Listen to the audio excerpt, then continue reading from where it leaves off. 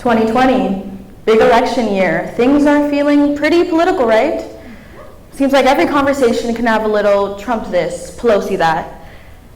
Earlier this year, I was on a school field trip to Gainesville with a small group of theater kids. It was to a statewide conference, and as Miamians, we already felt a little out of place. You know how it could feel like South Florida's its own state. Governor Pitbull, official language, Spanglish, and our largest import being Latinos. On the last morning of the trip, I was in the hotel dining room having waffles with some friends, pouring syrup, having a laugh. As the Miamians we are, a few Spanish words must have slipped out. This stood out to the lady in the table next to us as she asked us where we're from. I responded, from Miami, and the two tables shared a short conversation related to her brief time living there. We laughed, and then I was back to my waffles. She must have noticed the TV showing panels debating Trump's upcoming impeachments because she asked us about what we thought about everything going on. My friend Samantha, sitting across from me, responded frankly, "It's about time." The lady seemed a bit taken aback, but put her discomfort aside to continue the conversation. She told us early on that she shared our disapproval of the president's behavior, just simply justified his actions with various economic improvements. America has never been better, she would say. Sam and I kindly informed her that wasn't true. The economy had been steadily improving since the 2008 recession during Obama's presidency, and Trump's improvements had been incremental. She wasn't having that. Being proven wrong by a couple of kids? Never. So she moved the focus to us, asked us what we cared about. Sam and I happily brought up candidates like Beto O'Rourke or Bernie Sanders, who prioritize things like ensuring higher education and healthcare for all, and she interrupts us to say, that's impossible. Not so fast. Sam and I also informed her of the many post-industrial countries that offer this and more for their citizens, and she responds with, so you want communism?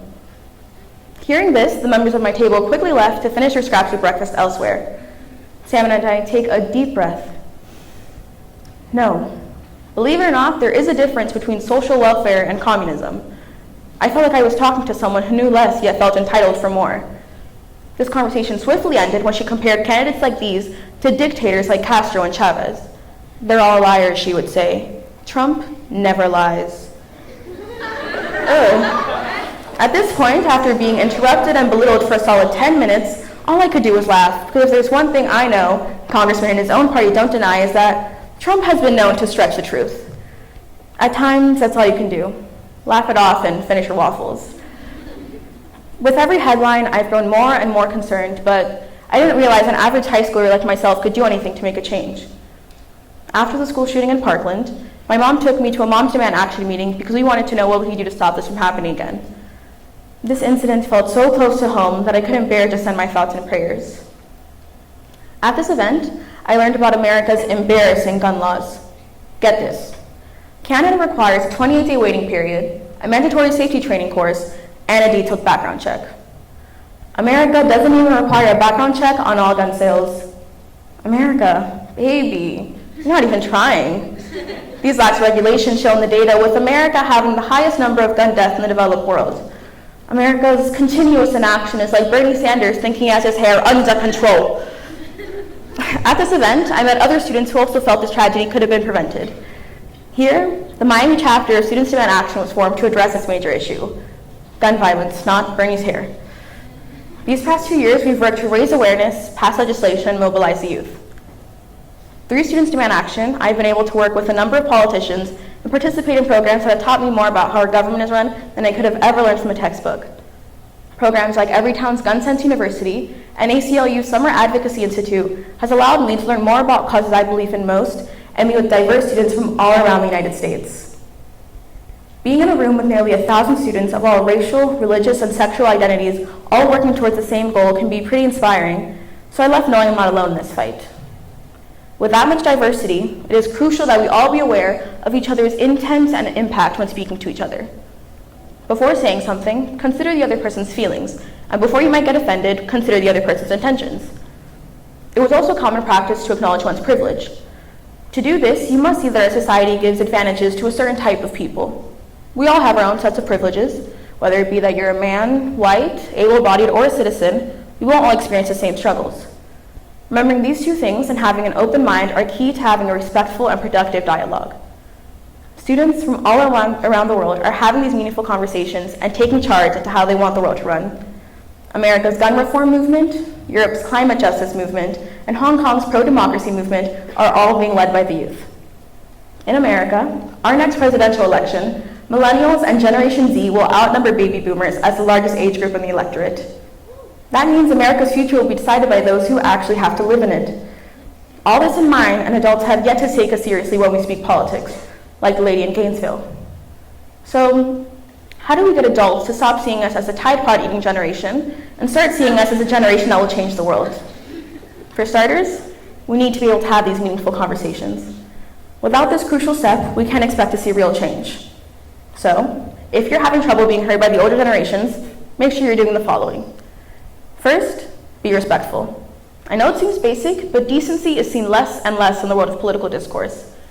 Start by not assuming someone's party identity by their race or their stance on certain issues by their age. This acknowledges that we're all individuals with complex identities. You wouldn't expect a millionaire movie star like Leonardo DiCaprio in his Hollywood mansion to know the first thing about politics, but he endorsed Hillary Clinton in the 2016 election and is a major climate activist today. You also wouldn't expect a working-class asylum-seeking immigrant to want tax cuts on the wealthy and building a wall, yet here's Maria Carmen offering to make Donald Trump a pancoiste. Let people prove you wrong. It's the only way that you can either learn something new or strengthen your own argument. You might agree with Maria Carmen, but you should still listen to what she has to say. Why? Because we all deserve respect. We can only find compromise through conversation, and as long as both parties discuss in good faith, we might be able to come to a conclusion. Peers, it is our job to enter these conversations with good intentions. If an adult starts to get condescending or dismissive, that might be a good sign this conversation won't be very productive. Spend your time speaking to those who will treat you as an equal. Secondly, be informed. This may be a double-edged sword depending on who you're talking to. From my experience, some adults don't take kindly to a well-informed kid. They might feel threatened and double down on historical references or try framing your ideas as radical. This will steer the conversation away from being productive into being polarizing.